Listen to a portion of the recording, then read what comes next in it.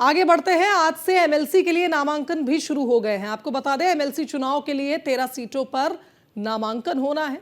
विधान परिषद की 13 सीटों के लिए चुनाव होगा। 5 मई को रिक्त होने वाली सीटों के लिए नामांकन शुरू होगा। बता दें कि 11 मार्च तक नामांकन फॉर्म भरे जाएंगे। 12 मार्च को नामांकन पत्रों की जांच होगी। 14 मार्च तक नाम वापस लिए जा सकेंगे। 21 मार्च को मतदान होगा और 21 मार्च को शाम 5 बजे परिणाम भी आ जाएंगे।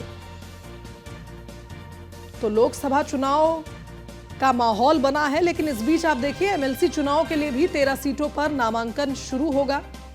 विधान परिषद की 13 सीटों के लिए चुनाव होगा।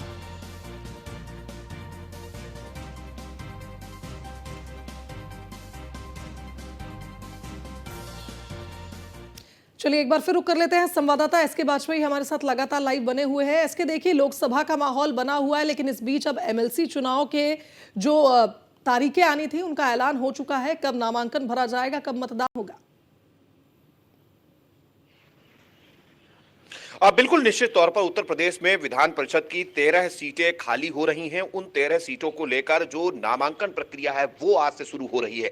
हालांकि ये नामांकन प्रक्रिया जो है वो लगातार चलेगी और 21 तारीख को मतदान होना है। 21 तारीख को मतदान में ये चीजें तय होंगी कि आखिर उत्तर प्रदेश के विधान परिषद में किस पार्टी के कितने सदस्य जाएंगे। चूंकि 13 अगर इन विधान परिषद सीटों की बात करें तो जिसमें समाजवादी पार्टी के प्रदेश अध्यक्ष नरेश उत्तम का नाम भी शामिल है, जिनका कार्यकाल खत्म हो रहा है। हालांकि अगर हम बीएसपी की बात करें तो उनके एकमात्र विधान परिषद सदस्य डॉक्टर भीमराव अंबेडकर भी इस समय विधान परिषद में हैं और उनका भी कार्यकाल खत्म हो रहा है। ऐसी स्थिति में कहीं न कहीं कोशिश सभी दलों से है कि ज्यादा से ज्यादा जो अपने प्रत्याशी हैं वो जिताकर भेजे जाएं। लेकिन अगर हम संख्या बल के आधार पर बात करें तो भारतीय जनता पार्टी ज्यादा मजबूत स्थिति में दिखाई दे रही, क्योंकि भी हाल में ही जो राज्यसभा के चुनाव हुए हैं उसमें बीजेपी ने बेहतर परफॉर्म किया और सबसे बड़ी बात यह है कि समाजवादी पार्टी के जो विधायक थे वो टूटकर बीजेपी की तरफ आ गए थे और बीजेपी के पक्ष में वोट किया था।